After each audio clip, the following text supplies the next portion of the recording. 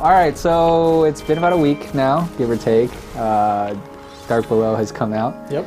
I'll get your impressions. I know you haven't done the raid yet, but like you're about to. Yes. You know, leading up to now, having dealt with Xur, dealt with the vendors of the new gear and whatnot, and the story missions, of course, a big deal, right? Story this time.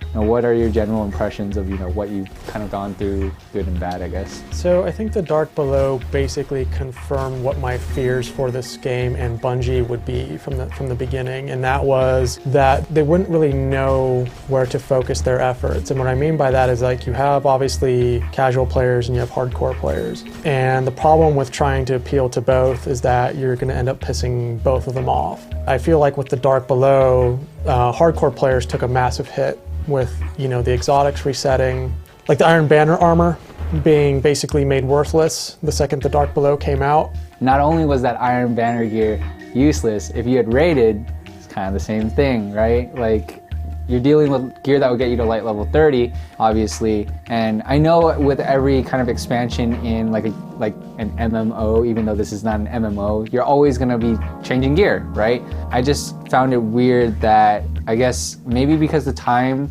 it's only been 3 months, but the fact that somebody can come in and just get gear that's better than the gear I just raided for, like almost like day one, it's kind of disappointing to me a little bit. It's kind of sad that, I guess, like you said, for hardcore players, because I play a lot, that a lot of the time I spent investing into the game, I didn't really see that much benefit going forward. Like generally in like a game like WoW, like the set items and whatnot, they are lower level, but the set item is so strong or whatever that you can still use it all the way up until you're done leveling or whatever.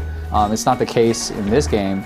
And also by having new materials of like Radiant Energy and Radiant Shards, it kind of made, I wouldn't say Ascendant Shards and Ascendant Energies are useless, it's just me stockpiling over 100 is kind of whatever now, you know? One of my biggest problems with what they've done, if you're giving hardcore players the shaft, casual players can come in, they can hit 20 and almost instantly hit 31, or they can get there really quickly because the vendors sell all that gear now, and they've made it super simple. In the process, they made Vault of Glass completely worthless. And for me, I thought the point of Destiny was the raid, or are the raids. You know, you're getting all this gear, you're getting all these weapons, you're grinding rep, you're doing all this stuff for the purpose of being able to participate in the raid. And not only have they made one major aspect of the game completely useless, I mean, Vault of Glass is still a huge chunk of that game. Yep. And for hardcore players now, it's almost a complete waste of time. I mean, you can still get shards and stuff that you need to upgrade weapons and all that stuff, but you know, the hard mode stuff, the hard mode weapons are, you know, like Fatebringer is which I use a lot. That and maybe Mythoclast. You know, there's like those few kind of things, like if you don't have it yet, I guess it would be good to have it, but it's not a game changer outside of like Nightfall, at least currently. But so like you would expect that Bungie would want its casual audience to play Vault of Glass, because it's like, here, look at the best stuff that we have. You know, their friends who play Destiny maybe a little bit more than they do, and tell them don't bother.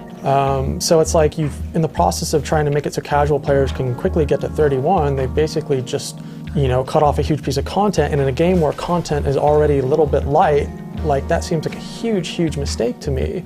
You know, I don't necessarily have a problem with the exotic resets either. If anything, it kind of makes me realize that I don't use most of them anyway, but that's also bad too, because then that shows that so much of their exotic weaponry, the fact that it's maybe not all that useful, maybe they should make them useful. And they have to communicate right now that for the future expansion, that this stuff won't happen again. Like, if there's not gonna be another reset, there's not gonna be, you know, just your armor that you get in the hard mode raid or in just the raid in general for Crota's End, it's not going to be made useless the second House of Wolves comes out. Yeah, I mean, definitely communication has been kind of a big thing, and the lack thereof. I think they know that now. The community has been very vocal about it, just not knowing exactly what we had to do for resets and stuff like that, not even knowing, even myself, that it was going to cost, you know, upwards of 7,000 Glimmer per exotic upgrade. And I did 3 of those, and that's, you know, that's the bank. And that's stuff they need to tell people ahead of time. So if you are more casual and you don't spend that much time playing the game, you're not farming Glimmer all the time. You don't have enough money to upgrade for Xur, right? And Xur comes once a week. And you may miss out on that upgrade because you weren't prepared. But I mean, like, granted, we're talking kind of negatively. I think there's still like some good things. Yes. The story missions, they're definitely a lot better. They're more cohesive. The story is better. It's not great, but it's better. The new strike is hard. Yeah, oh It's yeah. surprisingly hard. I mean, what I like about this strike, especially when it was on the Nightfall for the first week, is that it still seemed doable. Like, I felt like as long as I have a team of people, we won't need to cheese it. You know, even if somebody did find a cheesing spot, I felt like it's not necessary. You can, you know, take this thing down. It's going to take a little while, but I don't feel like it's an impossible task. And I agree. I like what they've done with the new story stuff, and I agree that the Era stuff is a nice addition. It doesn't go far enough.